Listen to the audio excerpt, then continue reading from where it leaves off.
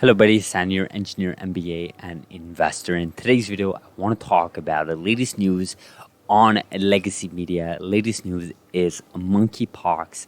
I want to talk about a potential solution, a potential treatment. Again, it is not proven. I am not advising that this is an actual cure. I'm just saying it is potentially possible to use CRISPR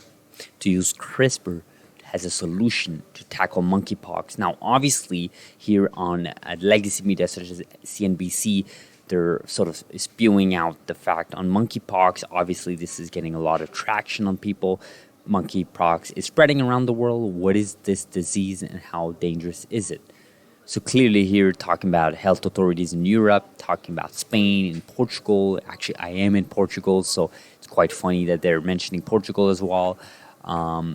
There's Australia and Germany, UK, Canada, specifically in Quebec. There's a couple cases there.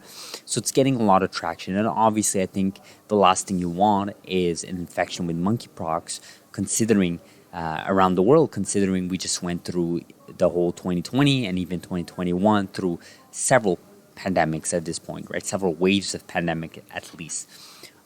So clearly here you see there's a need here for a solution, and currently there is no cure, no a viable treatment for monkeypox. There's none of that. Something similar to the pandemic when it started, right?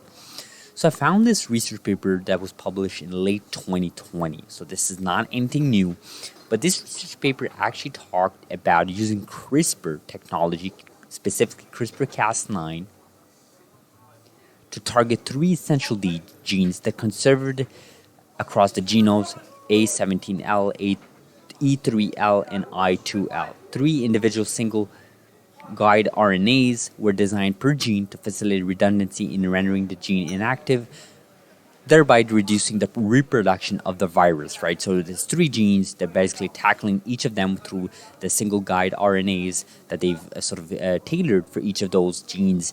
And the point here, the goal here is to reduce reproduction of the virus. Now, obviously, this is the monkeypox virus, specifically they're calling it here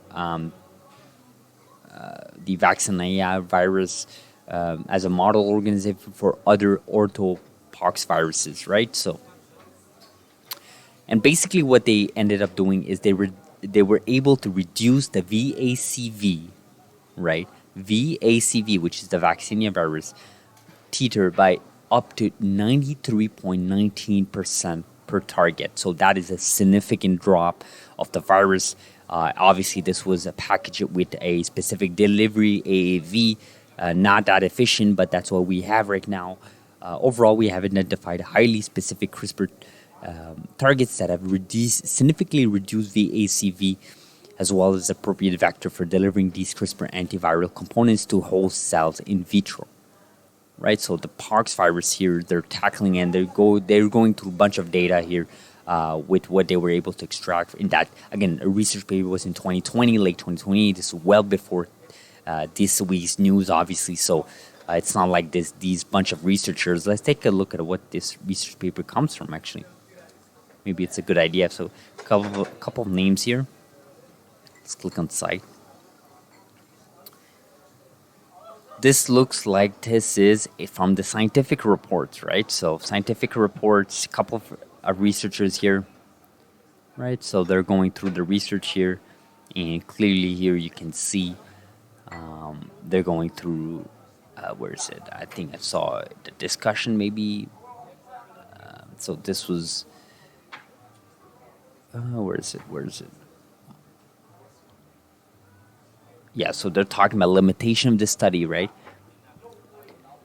An additional limitation of using AAV as an antiviral delivery vehicle is that this virus cannot replicate itself without the presence of a helper virus, thereby limiting the amount of antiviral treatment that can be provided at one time. However, this feature is in fact advantageous considering the safety administered in the clinical setting. Since AAV requires a helper virus for replication, it is generally considered to be non-pathogenic. Okay, so this is a couple of limitations here, and we're looking at the target efficiency here. They're talking the p-value was well below 0.01, so you can refute the null hypothesis. So there is a potential relationship here between their way of basically injecting CRISPR-Cas9 with the delivery there with those single guide RNAs and basically reducing the levels of the virus. So there is a relationship there, and by refuting that null hypothesis, you can specifically state, based on the data we just got, that there is a significant relationship, an inverse relationship, right, where as you tackle those genes through CRISPR-Cas9, you reduce the levels of the virus, which is amazing, right? Which is amazing. That's what you want. Ultimately, we have developed an in vitro antiviral system using CRISPR AAV particles to safely and successfully deliver CRISPR components, reduce viral titer, and protect host cells. So this paper alone, I think is amazing because, first of all, it was almost 2 years ago, so well before today's news or this week's news. Second of all, considering there is no treatment for monkeypox, I truly believe now companies should be looking at this paper and sort of see how they can sort of introduce CRISPR as a solution, right? Look, if things have not been solved in the past and you have something like this paper here, an amazing paper that shows promising result, then you have to explore it, right? This is the scientific method, right? You have an initial data here, now you want to explore it to see if it scales, right? If it matches, if this data was not skewed, if this data was not specifically working in a specific environment, right? There's so many data variables that you want to look at, but the only way you solve that is by having actors such as institutions, such as governments, funding these research and funding alternative ways to cure this T treatment. Now, obviously, legacy media is going to spew out these types of news, but when you have these types of solution available for you, potential solution, I should say, I don't think it's a big deal because you have things here that can actually address it. But we'll see how it goes. It's a curious news. I wanted to make a video here because, this thing is blowing up. I got a few DMs about some people here about the monkeypox, especially